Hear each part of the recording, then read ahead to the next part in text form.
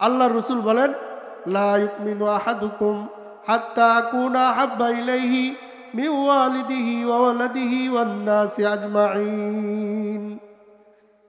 ওই ব্যক্তি প্রকৃত মুমিন হতে পারবে না যতক্ষণ পর্যন্ত আমি নবীকে সবার চাইতে বেশি ভালো না বাসবে।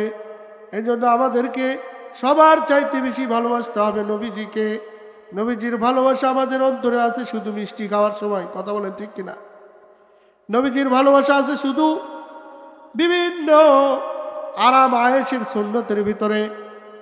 নবীজির সুন্নাত হলো দস্তরখানা বেড়ে ভাত খাওয়া। আমরা দস্তরখানা কয়জন বেড়ে ভাত খাই? নবীজির সুন্নাত হলো পানি পান করার সময় 3 ঢোকে পান করা। কয়জন 3 ঢোকে পান করি? আবার নবীজি বলেন, নবীজির সুন্নাত হলো খাবার খাওয়ার সময় দেখে দেখে খাওয়া। নবীজির সুন্নাত হলো খাবার খাওয়ার সময় ডানাতে খাওয়া। নবীর সুন্নাত হলো খাবার সময় খাবার যদি পড়ে যায় ওই খাবারটাকে উঠায় এনে খাওয়া। নবীজির সুন্নাত হলো প্রত্যেকটা নামাজের সময় ওযুর সময় মেসওয়াক করা। নবীজির ভালোবাসা অন্তরে আনতে হলে আমাকে আপনাকে সর্বদাই সুন্নাতকে ফলো করতে হবে। আল্লাহ রাসূল সাল্লাল্লাহু আলাইহি ওয়াসাল্লাম বলেন, মান আহাব্বা সুন্নতি ফাকাদ আহাব্বানি ওয়া মান আহাব্বানি কানা মাই ফিল জান্নাহ। যদি কোনো ব্যক্তি, যদি কোনো উম্মত আমি নবীকে ভালোবাসতে চায় সে যেন আমার সুন্নতকে ভালোবাসে। আর যে ব্যক্তি আমার সুন্নতকে ভালোবাসলো, যে ব্যক্তি আমার সুন্নতকে ভালোবাসলো সে যেন আমার সঙ্গে জান্নাতে থাকবে। বলেন সুবহানাল্লাহ। নবীর সঙ্গে জান্নাতে থাকতে চাই এমন ব্যক্তি আমরা, থাকতে চাই না এমন ব্যক্তি আমরা কেউ আছি? সকলেই চায়। যারা নাফরমান তারাও চায়, যারা গুনাহগার তারাও চায়, যারা মুমিন বান্দা তারাও চায়। এই জন্য আমাদের সকলকে নবীর সঙ্গে থাকতে হলে সুন্নাতকে ফলো করতে হবে।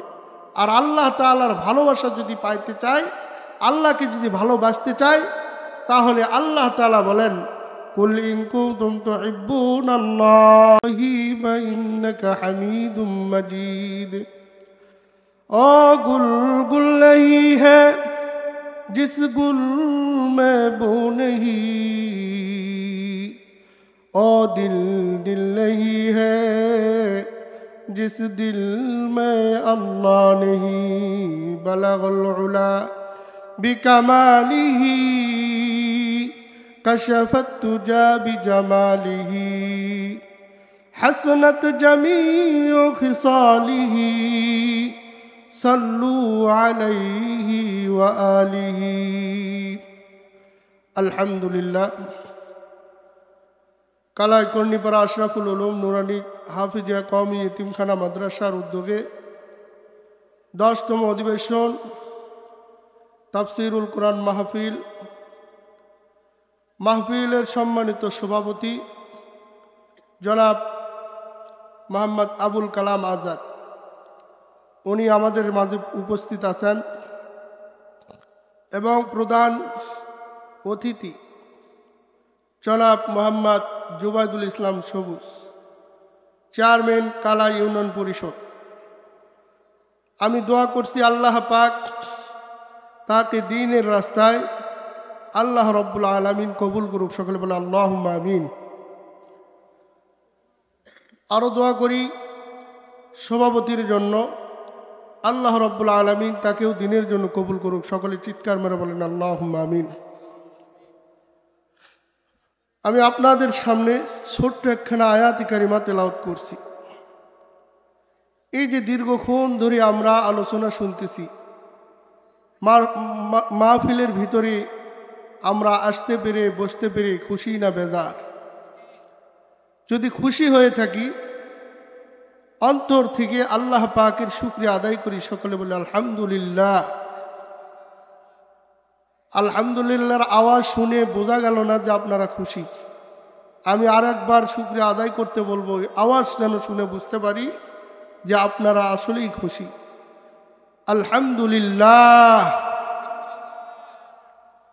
লক্ষ কোটি দরুদ ও সালাম আকে নামদার তাজদার মদিনা আহমদ মুস্তফা জনাবে মোহাম্মদুর রাসূলুল্লাহ সাল্লাল্লাহু আলাইহি ওয়াসাল্লামের প্রতি। আমি আলোচনা বেশি লম্বা করব না, অল্প সময় কিছু কথা আপনাদের সামনে বলবো। কথাগুলো মনোযোগ দিয়ে আপনাকে আমাকে শোনার তৌফিক দান করুক। এবং এর সাথে আমি আহ্বান করব, যারা এখনও বাইরে এদিক সেদিক ঘোরাফেরা করতেছি, অযথাই সময়কে নষ্ট না করে সময়কে মূল্যায়ন করে রাসূলের ভাষ্য অনুযায়ী জান্নাতি সামিয়ানার ভিতরে আসে বসে পড়ি।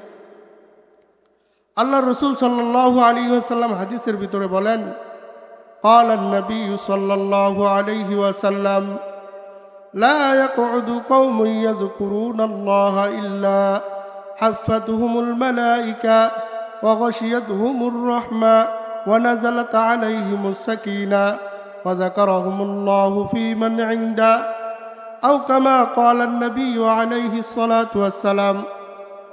আল্লাহ রসুল বলেন, যেই জায়গায় কোরআন ও হাদিস থেকে আলোচনা করা হয় ওই জায়গার ভিতরে আল্লাহ রব্বুল আলামিন জমিন থেকে নিয়ে আসমান পর্যন্ত ফেরেশতা দ্বারা বেষ্টন করে রাখেন। বলেন সুবহানাল্লাহ। এই জায়গাটা এতই দামি, আল্লাহ রসুল বলেন যেই জায়গায় কোরআন হাদিসের আলোচনা করা হয় এই জায়গার ভিতরে আল্লাহ তাআলার রহমতি বরকতি ফেরেশতা নাজিল করেন এবং এই এরিয়া ধরে তারা আল্লাহ পাকের কাছে আরজ করতে থাকেন, দরখাস্ত করেন, দোয়া করেন যে আল্লাহ যে বান্দারা কোরআন হাদিসের আলোচনা শুনে আপনি তাদেরকে মাফ করে দেন। বলেন আমিন। তাহলে ফেরেশতাদের দোয়া আল্লাহ তাআলা কবুল করবেন কি করবেন না? বলেন কবুল করবেন। তো ফেরেশতাদের দোয়া আমরা নিতে চাই, তো যদি নিতে চাই সময় দিয়ে আমরা এই আলোচনা শেষ পর্যন্ত শুনবো ইনশাআল্লাহ। প্রধান মেহমান উনি আসছেন, রাস্তার মধ্যে আসছেন। তো আমি অল্প সময় কথা বলবো। কোরআনুল কারীম থেকে আমি আপনাদের মাঝে ছোট্ট একখানা আয়াতে কারিমাত তেলাওয়াত করছি। আল্লাহ রব্বুল আলামিন এই আয়াতের মধ্যে বলেন, ইয়া আইয়ুহাল্লাযীনা আমানুত্তাকুল্লাহ, হে ঈমানদাররা তোমরা আমি আল্লাহ তাআলাকে ভয় করো। আল্লাহ পাককে ভয় করতে হবে। পৃথিবীর কাউকে ভয় করা যাবে না, একমাত্র ভয় করতে হবে যাকে, তার নাম কি? বলেন আল্লাহ। আমরা যদি ব্যবসা করি ব্যবসার কাজে আল্লাহকে ভয় করতে হবে। আমরা যদি কৃষি কাজ করি এই কাজের ভিতরে কাকে ভয় করতে হবে? আমরা যদি দিন মজুর হই দিন মজুরির ভিতরে আপনাকে আমাকে কাকে ভয় করতে হবে? আল্লাহকে ভয় করতে হবে। যদি আমরা আল্লাহকে সত্যিকার অর্থেই ভালোবেসে থাকি, ভয় করে থাকি, তাহলে আমার দ্বারায় আল্লাহ পাকের নাফরমানি হওয়া সম্ভব নয়। আজকে আমরা ব্যবসা করতেছি, মালের ভিতরে দুনের ভেজাল দিচ্ছি। ব্যবসা করতেছি, মালের ওজনের ভিতরে কম বেশি করতেছি। আমরা বিভিন্ন ধরনের জালিয়াতি নিয়ে আমরা পড়ে আছি। কোন জালিয়াতির দ্বারা আমার ব্যবসা লাভবান হবে আর কোন ফন্দির মাধ্যমে, কোন বাহানার মাধ্যমে আমার ব্যবসার ভিতরে ব্যবসায় লাভবান হতে পারবো, সেই চিন্তা ফিকির আমরা করি। যারা দিন মজুর আছে তারাও চিন্তা করে আমি সারাটা দিন কাজ করতে পারবো না। কাজ করে 1 ঘন্টা, রেস্ট নেয় আধা ঘন্টা, আবার কাজ করে 1 ঘন্টা, সিগারেট খায় 10 মিনিট, আবার কাজ করে আধা ঘন্টা, এরপরে পান খায় আরও 10 মিনিট। এইভাবে সে সারাদিন কাজ শেষ করে আর গারস্থর থেকে 1000 টাকা, 700 টাকা, 500 টাকা দিন মজুর নিয়ে চলে যায়। তাহলে এটা কি আল্লাহকে ভয় করা হলো? আল্লাহ তাআলা বলেন, ইয়া আইয়ুহাল্লাযীনা আমানুত্তাকুল্লাহ, হে ঈমানদাররা তোমরা যদি সত্যিকার অর্থে ঈমানদার হয়ে থাকো আমি আল্লাহ পাককে ভয় করো। আল্লাহ পাককে ভয় করতে হবে। আমি ছোট্টবেলায় একটা বুজুর্গর ঘটনা পড়ছিলাম। একজন পীর সাহেব তার খলিফাকে পরীক্ষা করার জন্য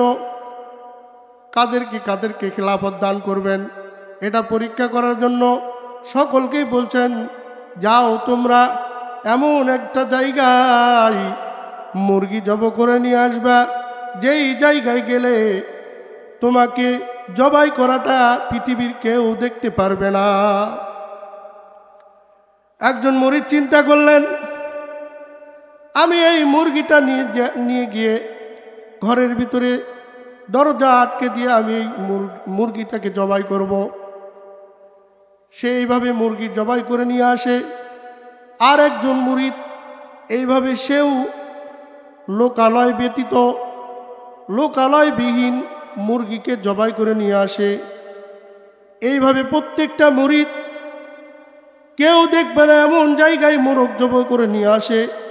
কিন্তু এমন একজন মুরিদ আসলেন যে মুরিদ বাসা মুরগি নিয়ে পীর সাহেবের কাছে হাজির হয়ে গেছেন।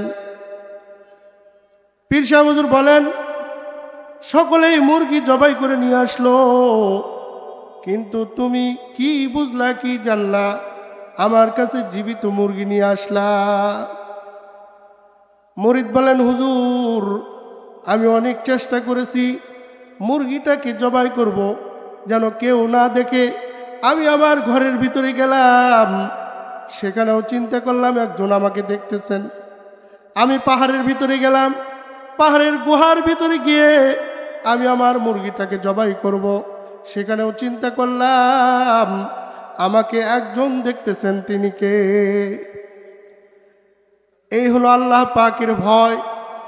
উনি চিন্তা করলেন আল্লাহ তাআলার চোখ তো আর ফাঁকি দেওয়া যায় না, উনি এই জন্যই জীবিত মুরগি নিয়ে আসছেন। পীর সাহেব হুজুর তাকে খেলাফত দিলেন, খেলাফত দিয়ে তাকে খেদমতের জন্য অনুমতি দিয়ে দিলেন। আল্লাহ রব্বুল আলামিন বলেন, ইয়া আইয়ুহাল্লাযীনা আমানুত্তাকুল্লাহ, তোমরা যদি ঈমান এনে থাকো, ও ঈমানদার বান্দা শোনো শোনো, তোমরা সর্বদাই ভয় করবা, আমি আল্লাহ তাআলার ভয় করবা। আল্লাহ পাকের ভয় যে বান্দার অন্তরের ভিতরে থাকবে, ওই অন্তর কোনো সময় গুনাহ করতে পারে না। আমি আপনি সর্বদাই জিহ্বা দ্বারা মিথ্যা কথা বলি, এই জিহ্বা দ্বারা যদি মিথ্যা কথা বলি, জিহ্বা দ্বারা যদি মিথ্যা কথা বলি, তাহলে আপনারা বলেন আল্লাহ তাআলাকে ভয় করা হলো? ভয় করা হয় নাই। আল্লাহ পাককে যদি ভয় করে থাকি, অবশ্যই এই জবান দ্বারা কোনো সময় মিথ্যা বলবো না। আল্লাহ রাব্বুল আলামিন এই আয়াতের ভিতরে এই কথাই বলেন, ইয়া আইয়ুহাল্লাযীনা আমানুত্তাকুল্লাহ ওয়া কুলু কাওলান সাদীদা, হে ঈমানদার বান্দা, তুমি আল্লাহ তাআলাকে ভয় করতে থাকো আর সর্বদাই সত্য কথা বলো। সর্বদাই সত্য কথা বলতে হবে। এই জবান দ্বারা আমরা কত ধোঁকাবাজি করি, কত মানুষের ঝগড়া ফাসাদ আরো কমায় দেয় না, বরং বাড়ায় দেয়।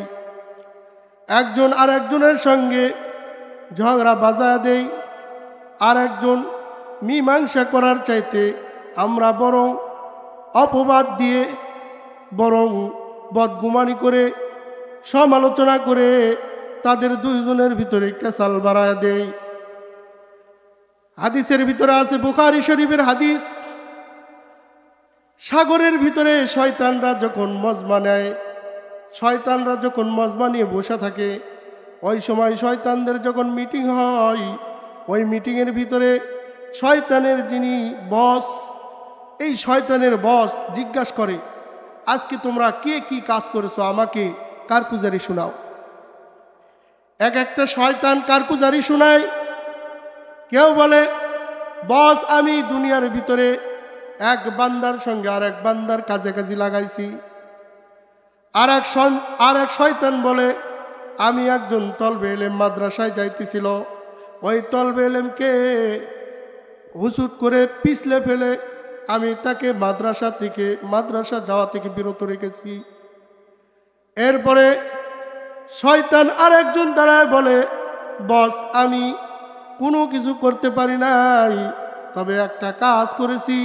সেই কাজটা হলো, একজন স্বামী স্ত্রীর ভিতরে ঝগড়া চলতেছিল, ওই ঝগড়ার ভিতরে আমি এমনভাবে বাতাস দিলাম, যার কারণে ওই বাতাসের কারণে শয়তান যেই বাতাস দিছে, বাতাস দেওয়ার কারণে একেবারে স্ত্রীকে তালাক দিয়ে দিছে। আমি এই কাজটা করছি। বস বলে, বাস, সাব্বাস। আমি কিন্তু আমার গল্প বলতেছি না, বুখারী শরীফের হাদিস বলতেছি। হয়তো মনে করবেন মাদ্রাসার শিক্ষক ওয়াজ করতেছে, ওয়াজ শুনতেও ভালো লাগতেছে না, এই পরিচিত মানুষ, তার কেরে মুখে আর কি ওয়াজ শুনবো? আবার মাদ্রাসার নুরানি শিক্ষক, তার আর কি এলাম কালাম আছে? তো কথা আমি যেটাই বলি, এটা তো আমার কথা বলতেছি না, কোরআন হাদিস থেকে বলতেছি। আমরা চিন্তা করতেছি প্রধান বক্তা যখন আসবে তখন আমরা প্যান্ডেল ভরে বসবো।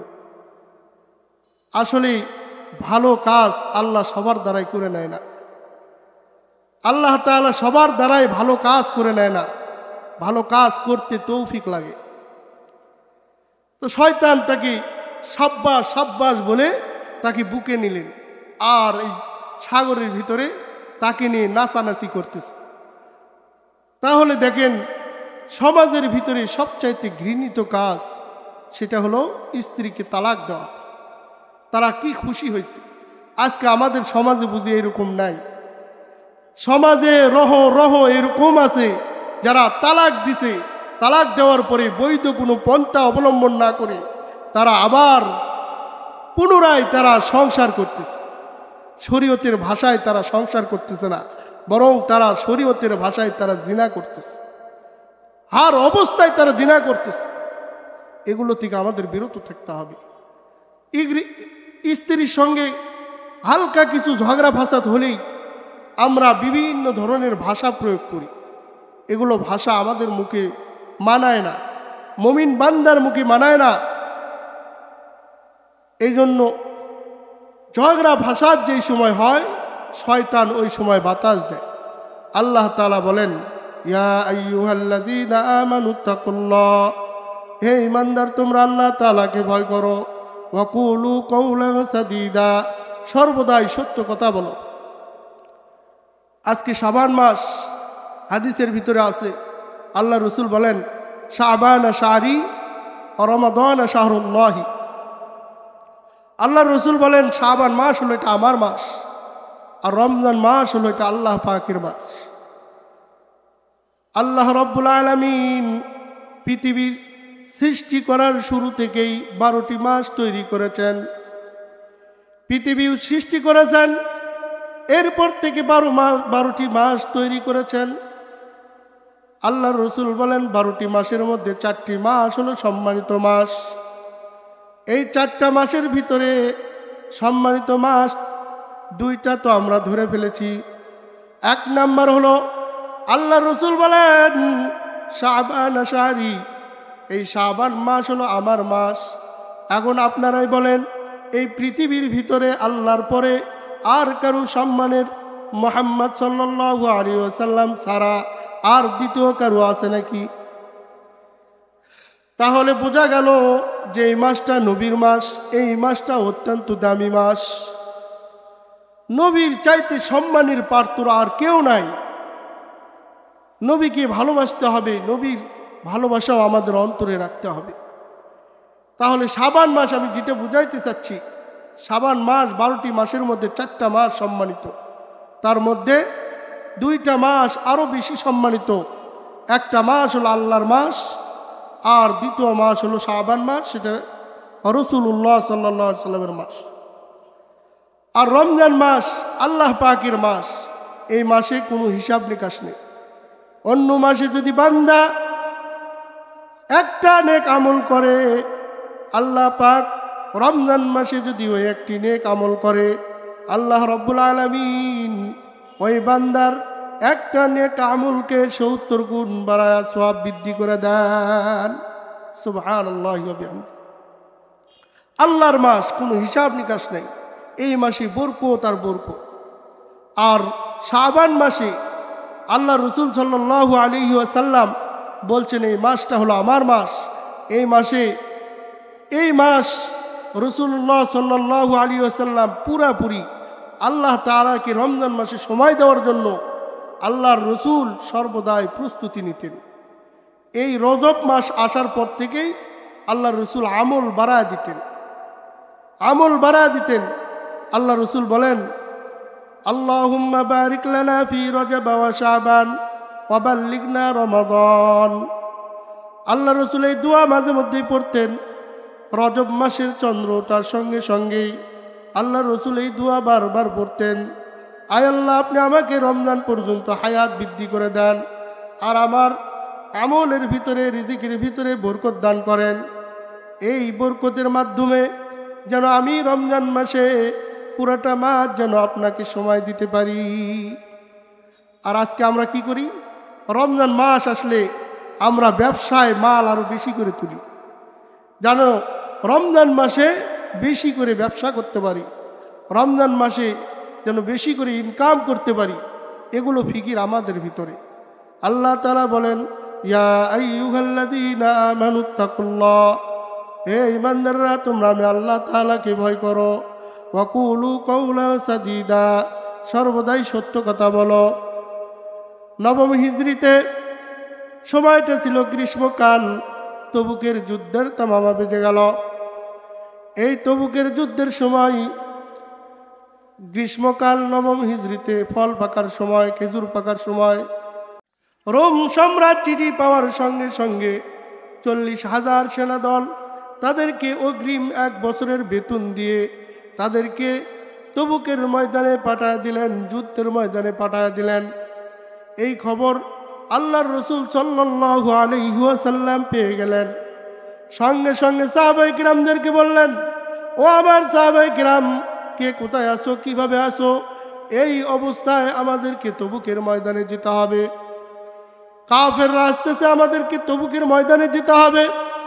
তারা সঙ্গে সঙ্গে কাফের এই সাহাবায়ে কিরাম সঙ্গে সঙ্গে তারা মাল সামানা, ঘোড়া, তরবারি, ঢাল সব কিছু নিয়ে জিহাদের ময়দানে রওনা দিলেন। এইদিকে 3 জন সাহাবী তারা অলসতার বশত পিছিয়ে পড়ে গেল। তবুকের ময়দানে যখন নবীজি সাল্লাল্লাহু আলাইহি ওয়াসাল্লাম সাহাবায়ে কিরামদেরকে নিয়ে যাইতেছেন, যাওয়ার পরে তবুকের ময়দানে যখন গেছেন, কাফেররা দেখলেন নবীজি সামনে সশরীরে আছে। দেখার সঙ্গে সঙ্গে কাফেররা পলায়ন করলেন, যুদ্ধে বিজয় ভেসে আসলেন। যুদ্ধে বিজয় ভেসে আসার সময় আল্লাহ রাব্বুল আলামিন কোরআনের ভিতরে আল্লাহ রাব্বুল আলামিন জিবরাইলের মাধ্যমে আয়াত নাযিল করে দিয়ে বলেন, ইয়াতাযিরুনা ইলাইকুম ইযা রাজাতুম, হে নবী আপনি যখন এখান থেকে ফিরে মদিনায় চলে যাবেন, মদিনায় যাওয়ার সঙ্গে সঙ্গে অনেকগুলো মুনাফিক আপনার কাছে ওযর পেশ করবে। মুনাফিকরা ওযর পেশ করবে। এই ওযর পেশ করার সঙ্গে সঙ্গে তারা দায়মুক্ত হয়ে যাবে। 11 পারার ভিতরে প্রথম পৃষ্ঠাতেই এই আলোচনা আছে। আল্লাহ রাব্বুল আলামিন জানায় দেওয়ার পর নবীজি সাল্লাল্লাহু আলাইহি ওয়াসাল্লাম মদিনায় আসলেন। মদিনায় আসার সঙ্গে সঙ্গে মুনাফিকরা আসলেন। আসার পরে এক একজন ওযর পেশ করলেন, ইয়া রাসূলুল্লাহ, আমার বাবা অসুস্থ, আমি এই জন্য যাইতে পারি নাই। আর একজন এসে ওযর পেশ করতেছেন, ইয়া রাসূলুল্লাহ, আমার সন্তান অসুস্থ, আমি এই জন্য যাইতে পারি নাই। আর একজন এসে ওযর পেশ করতেছেন, ইয়া রাসূলুল্লাহ, আমার অনেক কাজের ব্যস্ততার কারণে আমি যাইতে পারি নাই। আর একজন এসে ওযর পেশ করতেছেন, ইয়া রাসূলুল্লাহ, আমার বিবি অসুস্থ, এই জন্য আমি যাইতে পারি নাই। আর একজন এসে ওযর পেশ করতেছেন, ইয়া রাসূলুল্লাহ, আমার কাছে মাল সামানা কোনো কিছুই নাই, আমি অনেক ব্যস্ততার মধ্যে ছিলাম, এই জন্য যাইতে পারি নাই। কিন্তু 3 জন সাহাবী তারা সত্য কথা বললেন, ওযর পেশ করলেন না। নবীজি সাল্লাল্লাহু আলাইহি ওয়াসাল্লামকে গিয়ে কাব ইবনে মালিক রাদিয়াল্লাহু তাআলা আনহু সালাম দিলেন, আসসালামু আলাইকা ইয়া রাসূলুল্লাহ। সালাম দেওয়ার সঙ্গে সঙ্গে নবীজির চেহারা ঘুরে নিলেন। নবীজির চেহারা ঘুরে নেওয়ার সঙ্গে সঙ্গে কাব ইবনে মালিক রাদিয়াল্লাহু তাআলা আনহু চোখের পানি ছেড়ে দিয়ে বলেন, ইয়া রাসূলুল্লাহ, আমি মুনাফিক নই, আমার এই দিন সম্পর্কে যারা পরিমাণ সন্দেহ নাই, আমি আপনার সাহাবী। আমি যদি আপনাকে ওযর পেশ করতাম, হয়তো ক্ষণিকের জন্য আপনি আমাকে ভালোবাসতেন, ক্ষণিকের জন্য আমাকে দায়মুক্ত করে দিতেন। কিন্তু কিছুক্ষণ পর যখন আল্লাহ রাব্বুল আলামিন আপনাকে জানায় দিবে, ওই সময় জানানোর সঙ্গে সঙ্গে আমি চিরতরে মুনাফিকের খাতায় চলে যাব। ইয়া রাসূলুল্লাহ, আমি মুনাফিক নই, আমার এই শরীয়ত সম্পর্কে আমার যারা পরিমাণ সন্দেহ নাই, আপনার নবীকে আমি মানি। বারবার বলার সঙ্গে সঙ্গে চলে গেলেন। নবীজি বারবার কোনো কথাই বললেন না, চলে গেলেন। এরপরে হেলাল ইবনে উমাইয়া আসলেন, উনিও একই কথাই বললেন, সালাম দিলেন। বললেন, ইয়া রাসূলুল্লাহ, আমি অলসতার বশতে যাই নাই, আমি ইচ্ছা বশতই যাই নাই, সত্য কথা বলতেছি। ওনার বেলাও একই কাজ করলেন, নবীজির চেহারা ঘুরে নিলেন, উনিও চলে গেলেন। এবার আসলেন মুরারা ইবনে রবি।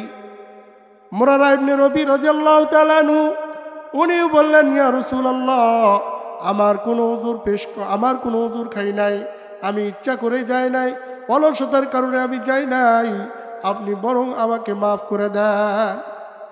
হিলাল ইবনে উমাইয়া, মুরারা ইবনে রবি, এই দুইজন সাহাবী ছিল বৃদ্ধ মানুষ। কাব ইবনে মালিক রাদিয়াল্লাহু তাআলা আনহু যুবক মানুষ ছিলেন। নবীজি সাল্লাল্লাহু আলাইহি ওয়াসাল্লামের কাছে এই তিনজন সাহাবী যাওয়ার পরে, তারা বিদায় নিয়ে যাওয়ার পরে নবীজি সাল্লাল্লাহু আলাইহি ওয়াসাল্লাম সমস্ত সাহাবাদের সামনে ঘোষণা করলেন যে আজ থেকে এই তিনজন সাহাবীর সঙ্গে কেউ কোনো কথা বলতে পারবে না, কেউ সালাম দিতে পারবে না, কেউ কোনো মুআমালা করতে পারবে না, কেউ কোনো মুআশারাত করতে পারবে না। কাব ইবনে মালিক রাদিয়াল্লাহু তাআলা আনহু বাজারে যায়, ঘোরাফেরা করে, বন্ধুদের সঙ্গে দেখা হয়, সালাম দেয়, সালাম নেয় না। আত্মীয় স্বজনের সঙ্গে দেখা হয়, সালাম দেয়, কথা বলে, কথা বলে না, সালামের উত্তরও দেয় না। কাব ইবনে মালিক রাদিয়াল্লাহু তাআলা আনহু বলেন, ইয়া রাসূলুল্লাহ, কাব ইবনে মালিক রাসূলুল্লাহ সাল্লাল্লাহু আলাইহি ওয়াসাল্লামকে পরবর্তীতে বললেন, ইয়া রাসূলুল্লাহ, ওই সময় আমাকে দুনিয়া এমন মনে হয়েছিল, সারা পৃথিবী যেন আমার কাছে এতটাই সংকীর্ণ হয়ে গেল, আমি কোনো দিকেই চলতে পারি না, ফিরতে পারি না। কাব ইবনে মালিক রাদিয়াল্লাহু তাআলা আনহু পাগলের মতো হয়ে গেলেন, সর্বদাই কান্না করতেছেন আর বলতেছেন, এই সময় যদি নবীজি, আমি যদি মারা যাই, না জানি নবীজি আমার জানাজায় আসবে না, সাহাবায়ে কিরাম আমাদের জানাজা করবে না, আল্লাহ এই সময় যদি আমি মরে যাই, এই মনে করে করে বারবার সে কাব রাদিয়াল্লাহু তাআলা আনহু কান্না করে। একবারে 40 দিন পার হয়ে যায়। 40 দিনের বেলায় আল্লাহ রাসূল সাল্লাল্লাহু আলাইহি ওয়াসাল্লামের কাছে কোনো ওহী আসে না। নবীজি সাল্লাল্লাহু আলাইহি ওয়াসাল্লাম আরো 10 দিন বাড়ায় দিলেন। 50 দিনের মাথায় যখন আল্লাহ রাসূল সাল্লাল্লাহু আলাইহি ওয়াসাল্লামের কাছে জিবরাইল আলাইহিস সালামের মাধ্যমে ওহী পাঠাইলেন। জিবরাইল আলাইহিস সালাম বললেন, ইয়া রাসূলুল্লাহ, ওই তিনজন সাহাবীকে আল্লাহ তাআলা মাফ করে দিয়েছেন, আজ থেকে আপনিও মাফ করে দেন। সুবহানাল্লাহ। নবীজি সাল্লাল্লাহু আলাইহি ওয়াসাল্লাম খুশি হয়ে গেলেন। খুশি হয়ে বলতেছেন সাহাবায়ে কিরামদেরকে, ও আমার সাহাবায়ে কিরাম, শোনো, আজ থেকে ওই তিনজন সাহাবায়ে কিরামের তওবা আল্লাহ তাআলা কবুল করে নিয়েছে। বলেন সুবহানাল্লাহ। নবীজি সাল্লাল্লাহু আলাইহি ওয়াসাল্লাম খুশি। সাহাবায়ে কিরাম দৌড়ে চলে গেলেন কাবের বাড়িতে। কাব রাদিয়াল্লাহু তাআলা আনহুর বাড়িতে গিয়ে যেই সাহাবী খবর দিছে যে কাব, আল্লাহ তাআলা তোমাকে মাফ করে দিছে, এই কথা শোনার সঙ্গে সঙ্গে কাব রাদিয়াল্লাহু তাআলা আনহু তার গায়ে যে চাদর ছিল সেই চাদর খুলে তাকে দিয়ে দিলেন, হাদিয়া দিলেন খুশিতে। এরপরে দৌড়ে কাপড় পাল্টায়া আর একটা কাপড় পরে নবীজি সাল্লাল্লাহু আলাইহি ওয়াসাল্লামের কাছে গেলেন। দেখলেন নবীজির চেহারায় খুশির ছাপ দেখা যায়। নবীজি সাল্লাল্লাহু আলাইহি ওয়াসাল্লাম বললেন, কাব, তোমাদের তওবা আল্লাহ তাআলা কবুল করেছেন। এই যে হলো সত্য কথা বলার ফায়দা আর উপকার। আল্লাহ রাসূল সাল্লাল্লাহু আলাইহি ওয়াসাল্লাম সেই দিন থেকে ঘোষণা করে দিলেন, এই যে তিনজন সাহাবী, এই তিনজন সাহাবীর কথা আল্লাহ রাব্বুল আলামিন কুরআনুল কারীমের মধ্যে বলেন, কিয়ামত পর্যন্ত আনেওয়ালা উম্মতরা সর্বদা এই তিনজন সাহাবীর কথাগুলো পড়তে পারবে, জানতে পারবে। তিনজন সাহাবী ছিল একবারে নিম্ন পর্যায়ের সাহাবী। তারা এমন পর্যায়ে চলে আসলেন যেই পর্যায়ে অনেক বড় বড় সাহাবায়ে কিরামের পর্যায়ে চলে আসলেন। এই যে সম্মান আর মর্যাদা কে বাড়ায় দিছে বলেন? জোরে আওয়াজ দিয়ে বলেন, কে বাড়ায় দিছে? সত্য কথা বললে আল্লাহ তাআলা মান সম্মান বেড়ে দেয়। আল্লাহ রাসূল সাল্লাল্লাহু আলাইহি ওয়াসাল্লাম হাদিসের ভিতরে বলেন, যেই উম্মত 3টা গুণ অর্জন করতে পারবে, যেই উম্মতের ভিতরে 3টা গুণ আসবে, ওই উম্মতের জন্য দুনিয়া এবং আখিরাত কামিয়াবি। তিনটা গুণ অর্জন করতে পারলে আমার আপনার দুনিয়া সাকসেস, দুনিয়াতেও শান্তি, পরকালের মুক্তি। আল্লাহ রসুল সাল্লাল্লাহু আলাইহি ওয়াসাল্লাম বলেন, সেই তিনটে গুণের মধ্যে একটা গুণ হলো জিকরুল লিসান। জিবাটাকে সর্বদাই আল্লাহ তাআলার জিকিরে মগ্ন রাখতে হবে। এই জিবা দ্বারা সর্বদাই আল্লাহ পাকের জিকির করতে হবে। দ্বিতীয় নম্বর গুণ হলো কলবান শাকিরন, কলব দ্বারা আল্লাহ পাকের শুকর গুজার হতে হবে, অন্তর দ্বারা আল্লাহ তাআলার শুকরিয়া আদায় করতে হবে। অসুস্থতায় থাকেন, সুখে থাকেন আর দুঃখে থাকেন, শুকরিয়া আদায় করতে হবে কার? সর্ব অবস্থায় আল্লাহ তাআলার শুকরিয়া আদায় করতে হবে। আমরা যদি অভাবে পড়ে যাই, আমরা যদি অসুস্থ হয়ে যাই, অনেক সময় দেখবেন আমরা অনেক সময় বিরক্ত হয়ে আল্লাহ তাআলাকে দোষারোপ করি, অনেক সময় বিরক্ত হয়ে আল্লাহ তাআলাকে দোষারোপ করি। বরং আল্লাহ তাআলা আমাদেরকে হায়াতের মালিক, সুস্থতার মালিক। আল্লাহ তাআলা চাইলে আমাকে আপনাকে অন্ধ বানাইতে পারতেন কি না? আল্লাহ যদি চাইতেন আমাকে আপনাকে লুলা বানাইতে পারতেন। আল্লাহ যদি চাইতেন আমাকে আপনাকে আমি যে পর্যায়ে আছি তার থেকেও আরো নিম্ন পর্যায়ে রাখতে পারতেন। এই জন্য যেই হালতে আছে ওই হালতেই আমাকে আপনাকে শুকরিয়া আদায় করতে হবে কার? আল্লাহ পাকের শুকর গুজার হতে হবে। 2 নম্বর গুণ হলো কলবান শাকিরন, অন্তর দ্বারা আল্লাহ পাকের শুকর গুজার করতে হবে। 3 নম্বর গুণ হলো ওয়াবাদানা আলা বালাই সাবিরা, যখন কোনো বালা মুসিবত আসবে, দেহের ভিতরে অনেক রোগ ব্যাধি আসতে পারে, জ্বর আসতে পারে, বিভিন্ন অসুস্থতা হতে পারে, কিন্তু এই অসুস্থতায় আল্লাহ তাআলাকে ভুলে গেলে চলবে না, আল্লাহ তাআলার শুকর গুজার হতে হবে, আল্লাহ পাকের শুকরিয়া আদায় করতে হবে। আল্লাহ রাব্বুল আলামিন বলেন, লাইন শাকারতুম লাযীদান্নাকুম ওয়া লাইন কাফারতুম ইন্না আযাবি লাশাদীদ। আল্লাহু আকবার। আল্লাহ রাব্বুল আলামিন বলেন, যেই বান্দা আমি আল্লাহ তাআলার নিয়ামতের শুকরিয়া আদায় করে, আমি আল্লাহ রাব্বুল আলামিন তাকে নিয়ামত বাড়া দেই। আর যেই বান্দা আমার নিয়ামতের অশুকরিয়া আদায় করে, নিয়ামতের মানে কুফরি করে, অস্বীকার করে, নিয়ামতের শুকরিয়া আদায় করে না, বরং শুনে রাখো ইন্না আযাবি লাশাদীদ, আমার আযাব বড় কঠোর। এজন্য শুকরিয়া আদায় করতে হবে। আল্লাহ তাআলা এখানে 2টা লামে তাকিদ নিয়ে আসছে, লাইন শাকারতুম লাযীদান্নাকুম। আল্লাহ বলেন, কেমন যেন আল্লাহ তাআলা বলতেছেন, যে ব্যক্তি, যেই বান্দা আমি আল্লাহর শুকরিয়া আদায় করে, কেমন যেন আল্লাহ তাআলা বলতেছেন অবশ্যই আমি আল্লাহ তার নিয়ামত বাড়া দেব। বলেন সুবহানাল্লাহ। এজন্য সর্বদাই শুকরিয়া আদায় করতে হবে। আল্লাহ রাসূল সাল্লাল্লাহু আলাইহি সাল্লাম আরো বলেন, লা ইউমিনু আহাদুকুম হাত্তা আকুনা হাব্বা ইলাইহি মিন ওয়ালিদিহি ওয়া ওয়ালাদিহি ওয়ান নাসি আজমাইন। আল্লাহ রাসূল সাল্লাল্লাহু আলাইহি ওয়াসাল্লাম বলেন, দুনিয়ার ভিতরে যত ভালোবাসার পাত্র আছে, বাবা বলেন, মা বলেন, সন্তান বলেন, স্ত্রী বলেন, যত ভালোবাসার পাত্রই থাক, সবচাইতে বেশি ভালোবাসতে হবে তাকে। রাসূলুল্লাহ সাল্লাল্লাহু আলাইহি ওয়াসাল্লামকে সবচাইতে বেশি ভালোবাসতে হবে। নবীজি সাল্লাল্লাহু আলাইহি ওয়াসাল্লাম বলেন, লা ইউমিনু আহাদুকুম হাত্তা আকুনা হাব্বা ইলাইহি মিন ওয়ালিদিহি ওয়া ওয়ালাদিহি ওয়ান নাসি আজমাইন। নবীজি বলেন, যে ব্যক্তি প্রকৃত মুমিন হতে পারবে না, ওই ব্যক্তি প্রকৃত মুমিন হতে পারবে না যতক্ষণ পর্যন্ত আমি নবীকে সব কিছুর চাইতে ভালো না বাসতে পারবে। সব কিছুর চাইতে নবীর ভালোবাসা আগে রাখতে হবে। উহুদের যুদ্ধে নবীজি সাল্লাল্লাহু আলাইহি ওয়াসাল্লাম যুদ্ধের ময়দানে গেলেন।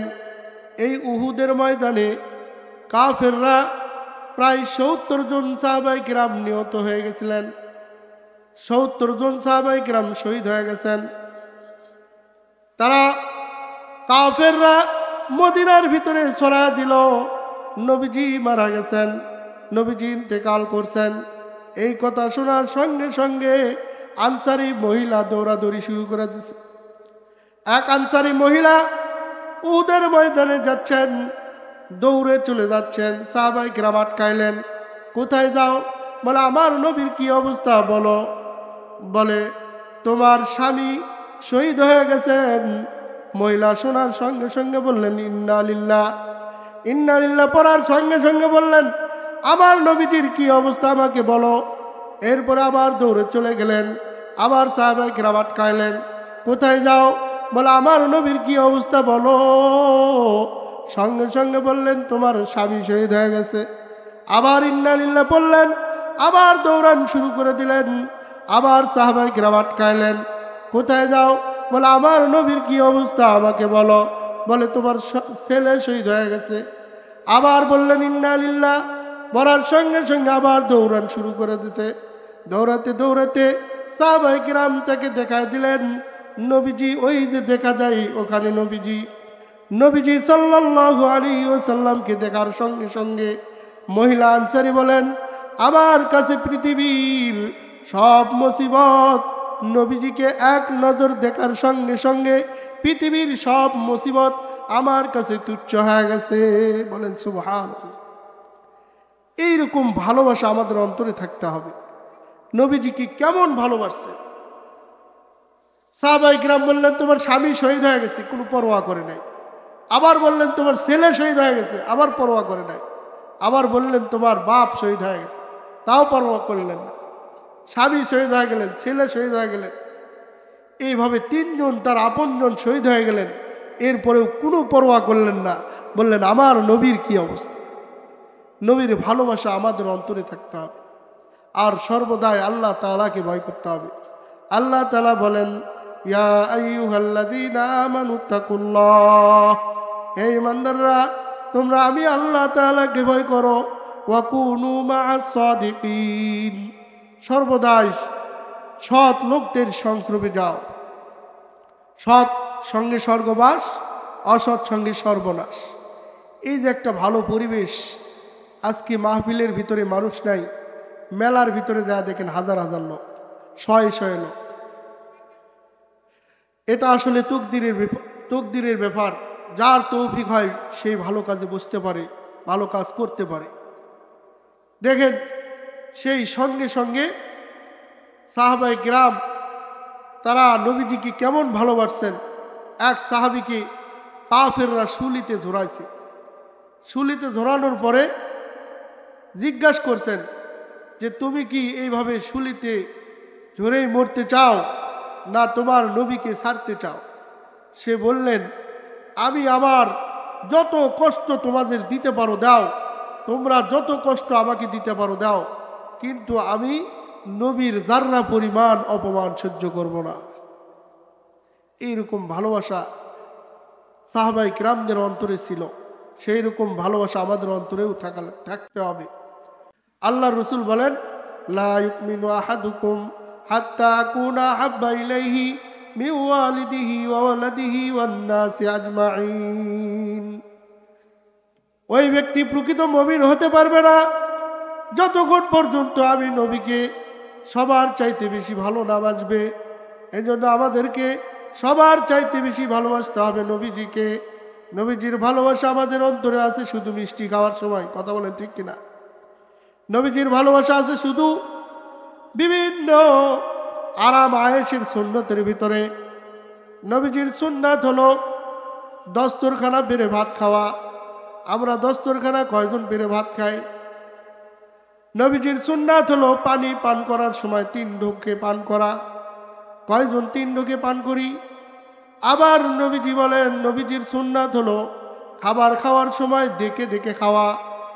নবীজির সুন্নাত হলো খাবার খাওয়ার সময় ডানাতে খাওয়া। নবীর সুন্নাত হলো খাবার সময় খাবার যদি পড়ে যায় ওই খাবারটাকে উঠায় এনে খাওয়া। নবীজির সুন্নাত হলো প্রত্যেকটা নামাজের সময় ওযুর সময় মেসওয়াক করা। নবীজির ভালোবাসা অন্তরে আনতে হলে আমাকে আপনাকে সর্বদাই সুন্নাতকে ফলো করতে হবে।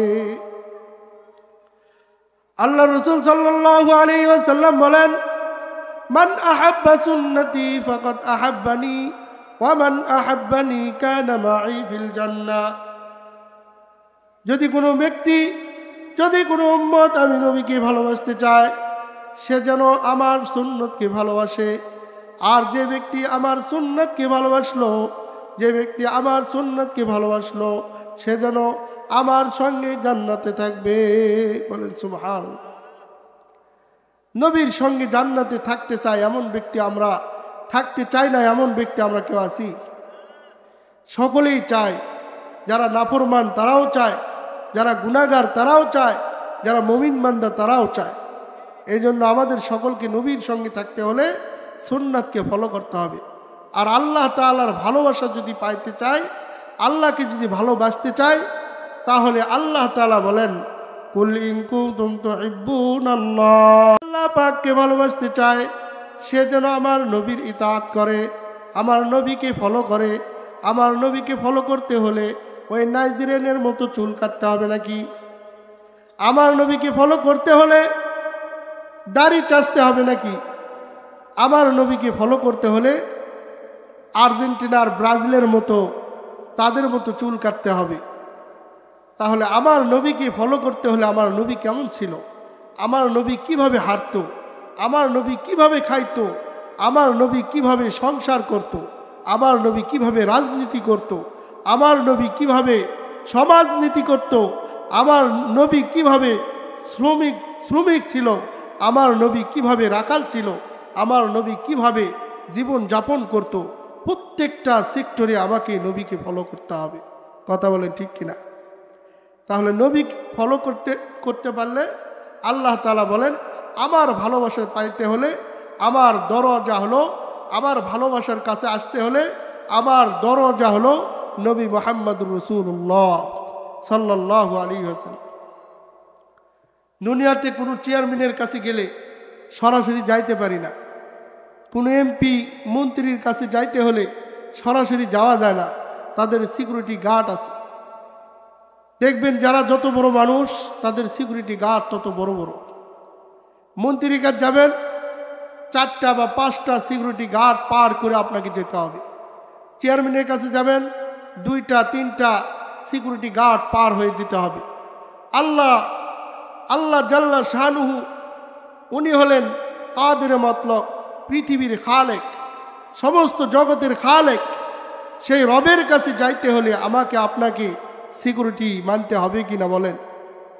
সেই সিকিউরিটি হলো নবী মুহাম্মদুর রাসূলুল্লাহ সাল্লাল্লাহু আলাইহি ওয়াসাল্লাম। আল্লাহ বলেন, আমার কাছে আসতে হলে, আমার বান্দা হতে হলে, আমার ভালোবাসা পাইতে হলে তোমাকে ভালোবাসতে হবে আমার নবীকে। আমার নবী যদি সুপারিশ করে, আমি আল্লাহ পাক তোমাকে বান্দা হিসেবে কবুল করব। বলেন সুবহানাল্লাহ। হাসরের ময়দানে আল্লাহ রাব্বুল আলামিন প্রত্যেকটা নবী পেরেশান হয়ে যাবে। প্রত্যেকটা নবী বলবে, ইয়া নাফসি ইয়া নাফসি। কিন্তু আমার নবী, আপনার নবী, মায়ারা নবী, তিনি সেজদায় পড়ে হাউমাউ করে কানবে আর বলবে, ইয়া হাবলি উম্মতি ইয়া হাবলি উম্মতি। দেখেন নবীজি উম্মতের জন্য কত পাগল। নবীজির কাছে যখন সবাই গিয়ে দরখাস্ত করবেন, ইয়া রাসূলুল্লাহ আপনি আমাদের জন্য সুপারিশ করেন, নবীজি সাল্লাল্লাহু আলাইহি ওয়াসাল্লাম মাথা উঠাবেন না। জিবরাইল আলাইহিস সালামকে পাঠায় দিবেন, ফেরেশতা আসি ঘাড়ের উপর হাত দিবে, দেওয়ার পরে উঠায়া বলবেন, নবীজি আপনি ছাড়া আজকে কোনো সুপারিশ শোনা যাবে না, আজকে আপনি যা যা সুপারিশ করবেন সেগুলোই আল্লাহ তাআলা কবুল করবেন। নবীজি যখন আল্লাহ তাআলার কাছে যাবেন, আল্লাহ তাআলা এরকম একটা চার্ট দিবে। কি দিবে? চার্ট দিবে, কাগজ দিবে। এই চার্টের ভিতরে, এই খাতার ভিতরে প্রত্যেকটা উম্মতের ভালো আমল আর বদ আমল সবগুলো, ক্ষুদ্র থেকে ক্ষুদ্র বদ আমল হোক আর নেক আমল হোক, এই চার্টের ভিতরে লেখা থাকবে। আল্লাহ রাব্বুল আলামিন বলবেন, এই কথা বলেই শেষ করে দিব। আল্লাহ রাব্বুল আলামিন বলবেন, নবীজি আপনি সুপারিশ করবেন, অসুবিধা নাই। আপনি বান্দার জন্য সুপারিশ করবেন, আমার কোনো আফসোস নাই। আপনাকে আমি আমলনামা দিয়ে দিলাম, এই আমলনামাগুলো দেখে দেখে আপনি সুপারিশ করবেন। নবীজি সাল্লাল্লাহু আলাইহি ওয়াসাল্লাম সেই দিন একটা করে পৃষ্ঠা উল্টাইবে আর দেখবে আমার উম্মত আমাকে বাদ দিয়ে, আল্লাহকে বাদ দিয়ে নাফরমানি করেছে, 5 ওয়াক্ত নামাজ পড়ে নাই, সর্বদাই গীবতে লিপ্ত ছিল, সর্বদাই গুনায় লিপ্ত ছিল। খাতাটা দেখে মন খারাপ করে আরেক পৃষ্ঠা উল্টাবে, এইভাবে পৃষ্ঠা উল্টাইবে আর দেখবে বান্দার কোনো আমল নাই, কিছু নেক আমল, তার থেকে বেশি হলো বদ আমল। এই দেখার সঙ্গে সঙ্গে নবীজি আফসোস করে বলবেন, ও উম্মত তুমি কি শোনো নাই যে আমি তায়েফের ময়দানে তোমার জন্য রক্তাক্ত হয়েছি, আমার পিঠের ভিতরে 80টার উপরেও আমার পিঠের ভিতরে তীরের আঘাত ছিল। আয়েশা রাদিয়াল্লাহু তাআলা আনহা একদিন জিজ্ঞাসা করলেন, ইয়া রাসূলুল্লাহ, আপনার পিঠের ভিতরে এত চালুনের ফুটার মতো এত দাগ কেন? নবীজি বললেন, আমি উহুদের ময়দানে এইভাবে রক্তাক্ত হয়েছি। আবার বলবে, উম্মত তুমি কি শোনো নাই, আমার ঘরে 3 মাস ধরে কোনো চুলা জ্বলে নাই, চুলায় কোনো আগুন নাই, 3 মাস ধরে আমার ঘরে কোনো চুলায় কোনো আগুন জ্বলে নাই, 3 দিন 4 দিন ধরে আমি পেটে পাথর বেঁধেছি, এই কথাগুলো কি তুমি শোনো নাই? তোমার জন্য আমি এত কষ্ট করেছি আর তুমি আমার জন্য আজকে নিয়ে আসলা কি? এই জন্য প্রিয় ভাইরা আমার, আমাদের দিন একটি প্রতিষ্ঠান, এটা হলো রহমতি বাগান। এই জায়গার রহমতি গাছের নিচে যদি আপনারা পানি ঢালেন, গাছ সতেজ হবে।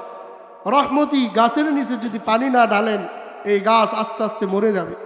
আল্লাহ তাআলা আমাদের সকলকে যেগুলো কথা বললাম, এগুলো কথার উপরে আমল করার, আগে আমাকে আমল করার, সকলকে আমল করার তৌফিক দান করুক।